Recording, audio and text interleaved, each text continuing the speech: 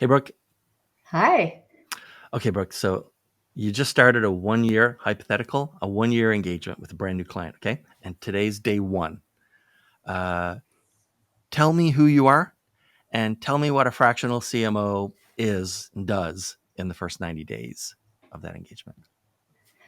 Well, I'm Brooke Janousek. Thank you for having me. I am a two-time corporate dropout turned fractional CMO, and I work with startups, franchisors, and mid-market brands. And my goal is to turn their brand into a household name. And this isn't quite the hypothetical question for me because I am starting a new engagement right Mm, now as we're recording this. So I'm in the thick of onboarding. And, fractional CMOs are highly experienced marketing executives that companies hire on a part yeah. time basis. And so, what I'm doing in these first 90 days, honestly, is I'm going in and I'm trying to understand every aspect of the business from start to finish. So, I believe marketing intersects with every department in that organization. So, I'm really trying to get under the hood, meet with the head of sales, meet with the head of product development, even HR, to understand how marketing can assist them and help things run more smoothly. Okay. Jenna, hi. Well, hi, I'm Jenna Lloyd, and I'm a fractional chief marketing officer, and I work in women's health. So I help founders to tell their story, to build their audiences, ultimately to get attention so that they can get their product and solution to the hands of women who need it most. And there's a lot of stigma in this category. So they do Yeah. have a lot of challenges. Their ads get banned, their content gets blocked, their accounts get suspended. So I help these founders to overcome those challenges. And in the first 90 days Yeah. of a appointment, what I typically find is there's one reason why a CEO or a founder has brought in a CMO, a fractional CMO, and that is because they want to accelerate growth. They want to acquire new customers at a rapid rate, or they want to bring on additional funding. And they're often doing hundreds of things. They have a lot of tasks in implementation. And so, what I try and do is come in and say, let's pause those 100 things and just focus on these core four elements. And those core four that I like to focus on is what are your goals? Like, where do you want to be in 90 days? Where do you want to be in 2 years? Where do you want to be 10 years from now? What's the big vision? I focus on who is your customer and why does she care about what you have to offer? And where else can she go and get it? What is the competitive landscape? And then I get into campaigns. What campaigns are you running? How are you generating cash into the business quickly? Do you have the basics right? And also, what is the opportunity for innovation? Where are you experimenting to unlock the next bucket load of cash?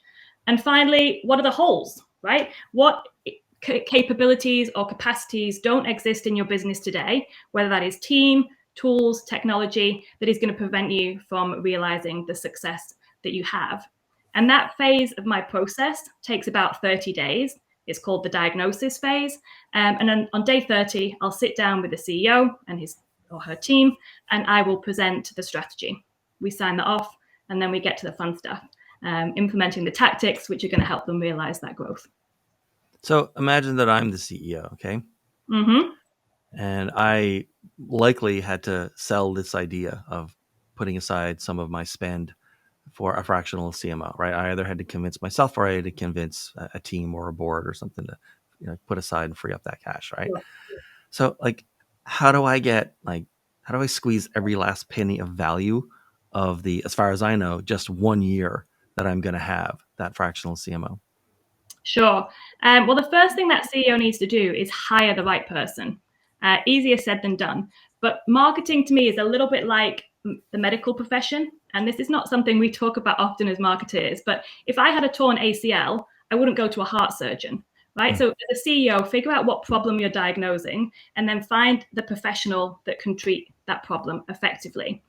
Now, I used to work for a guy called Richard Branston. I spent 10 years of my career working for Virgin. So many of your listeners will probably know this entrepreneur. He's pretty successful and well known. And he had many really good skills, but chief amongst them was self awareness. He knew what he was good at, but he also knew what he was not so good at. So he would have this saying of hire smart people and then get out their way. So after the CEO has hired the right person, the next thing I want her to do is to get out the way. Right. Yeah. Loosen the reins and let this person that you've brought on board get on with the job. Now, that is incumbent on the fractional CMO to communicate effectively so that they know what job it is that you're doing and that they can feel confident that you're doing that effectively. So those are my first two things. And then the final thing I would say to CEOs wanting to maximize value from this appointment is be courageous. Be prepared to learn fast, which is another way of saying fail quickly. But I don't really like failure because it's pretty risky. Nobody likes to fail, right? But we all love to learn. So let's be courageous. Let's make memorable marketing that is creative and that sticks in the hearts and minds of our customers. And we're not going to get everything right first time. So let's be honest about that. We're going to make mistakes.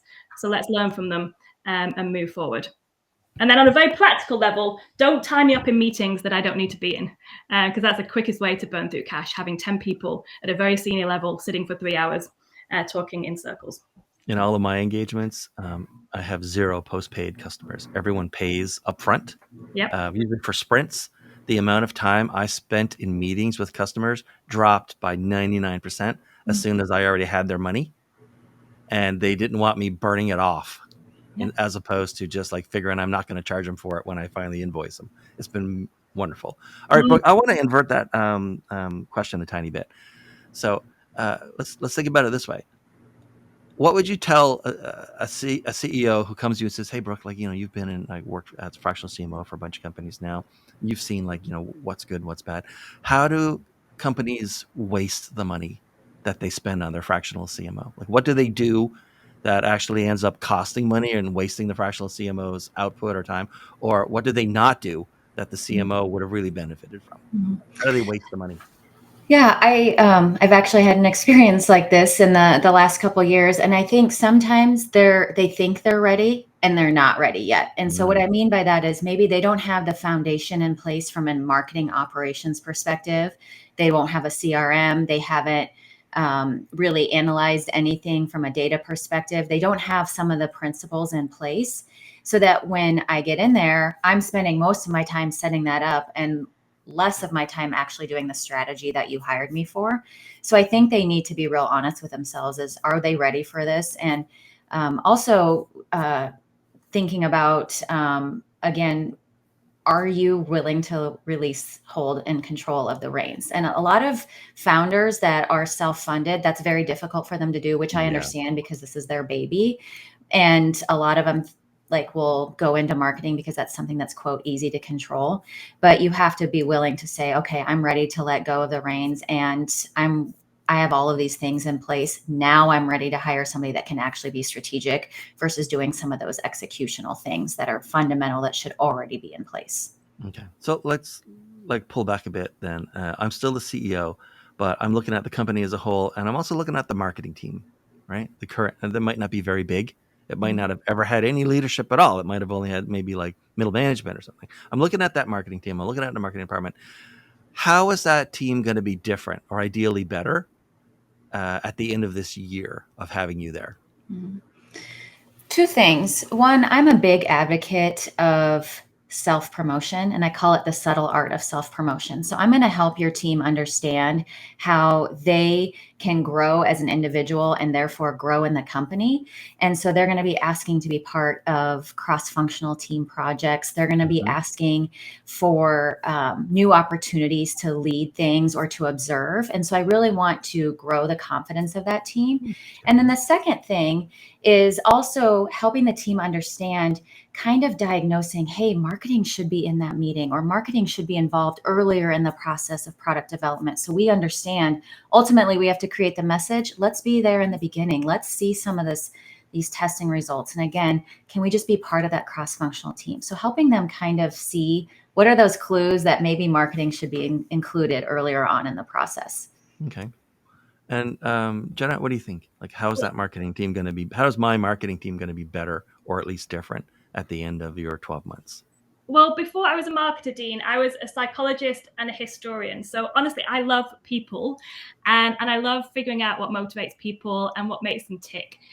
So one of the ways a team I'm working with is going to be better is they'll have more self-awareness. I love using like strengths profile and skills matrix, things like the Colby test, to help people understand like where are their strengths, what are they passionate about, and then aligning those strengths and skill sets with the tasks that the company has to do, so that not only is the company successful, but they are successful as an individual on their own personal aspirations within the company, because everyone's employed, right? Because they have, yes, they want to make a positive contribution to the company, but they're also on their own personal trajectory. So I like to figure out what is their personal trajectory, help make them successful, because their success is my success as a fractional CMO.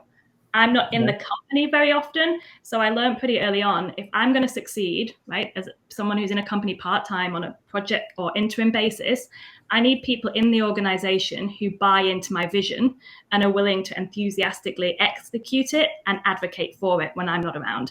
So how I do that is to invest my time in them by teaching them. And I'm also really honest about what I don't know. So I really encourage a reverse mentoring perspective, so that they are also educating me on my blind spots and my biases.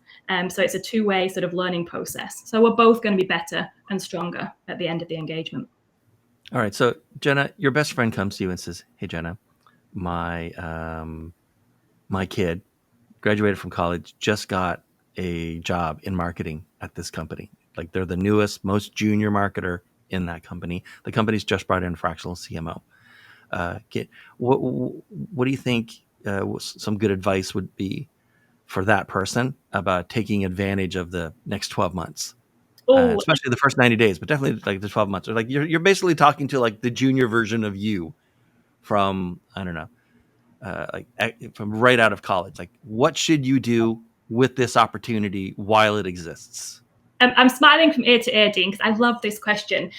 What I would say to them is the most important brand you are ever going to manage as a marketer is your own personal brand. Mm-hmm. And as a marketer, we understand what it takes to be effective. So the first thing I would tell that person to do is research, right? Understand who their customer is. So their customer is their new company, their customer is their new boss. So do your research. Learn all you can about that company and that customer, that boss that you're going to be working under. What makes them tick? Who do they read? Who are their gurus and their mentors? Like, what are they posting about on LinkedIn? Understand who they are, and then identify what are the problems they're going to have coming in as a fractional CMO, and how can you uniquely position yourself as the solution? So how can you help onboard them? How can you help them understand the company culture, the company objectives, the campaigns that are running, and ultimately, like, how do you position yourself? Like, what is it you want to be famous for? And then like advocating for that within you. Now that's a lot for a young person. I know I probably didn't have that foresight when I was 21 years old, right? I probably only just recently came around to appreciating personal branding and the impact that it can have. So yeah, if I could go back in time and tap my 20-year-old self on the shoulder, I'd be like, let's treat this like a campaign, and do that in an authentic way, because that can sound really manipulative and really so I would say do that in a natural way that plays to your strengths. And Brooke, there's been a weird split in the timeline, and suddenly you're face to face with 22-year-old Brooke in 2024, just starting a career in marketing. There's a fractional CMO is going to be in place, maybe you, for the next 12 months.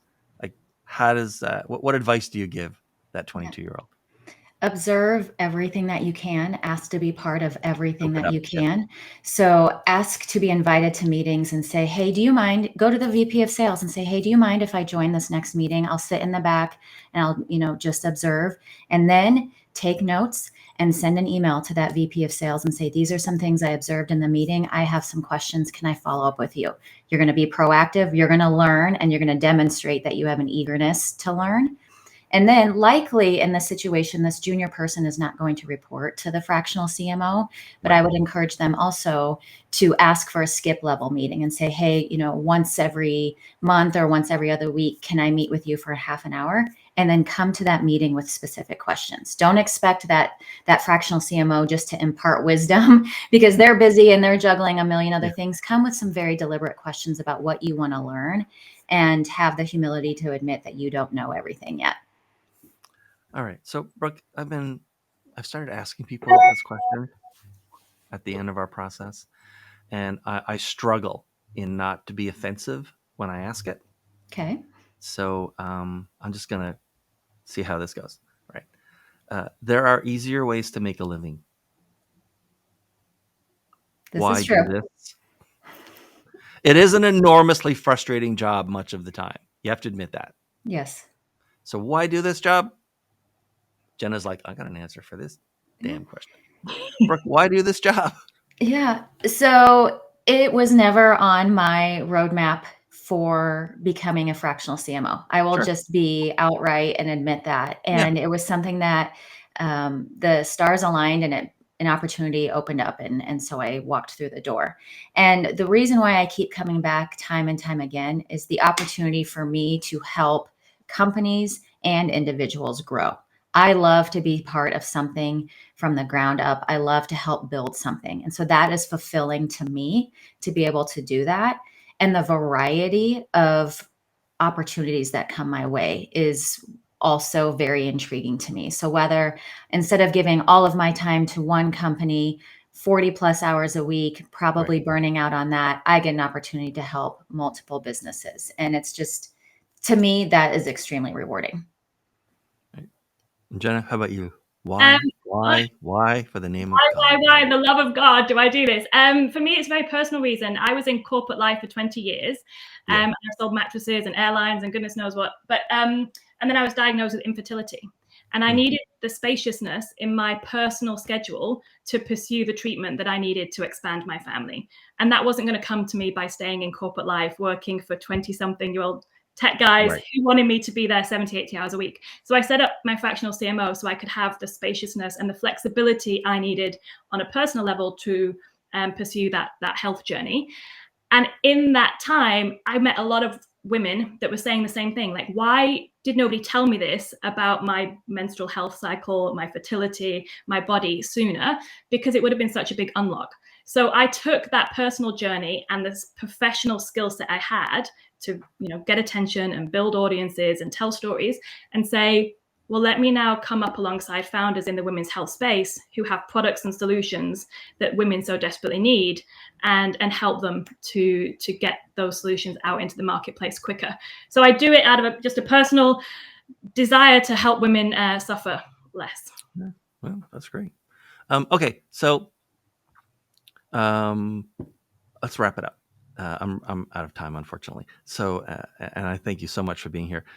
Jenna, who should contact you and how should they do it? So founders in the women's health space who are, disrupting the status quo, who want to get attention and who want to get their products and solutions into the hands or vulvas, vaginas of women that need it most. So they should contact me and all the usual places. I'm on LinkedIn. I'm on the internet. If you don't know how to figure out how to contact me, you probably have bigger problems. All right, just 1 second here. I'm making a note because I'm pretty sure that is the first time either a vulva or a vagina were mentioned on this podcast. In case anyone ever asked me, the historian of the podcast, I might need to know. And Jenna, Brooke, rather, I'm sorry. How about you? Who should contact you these days, right? And who would get the most out of that, engagement and with you, and how should they do it? So founders of startups that have investment, so they're either PE backed or have their first round of funding, or presidents and CEOs of franchisors or mid-market brands. Those are my sweet spots. And you can find me on LinkedIn, Brooke Janousek.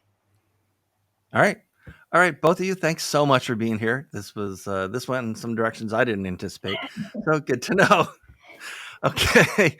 Thank you. Thanks, both of you. Thank you. All right. And thanks for watching. We'll catch you in the next episode. Next episode is 67. Wow.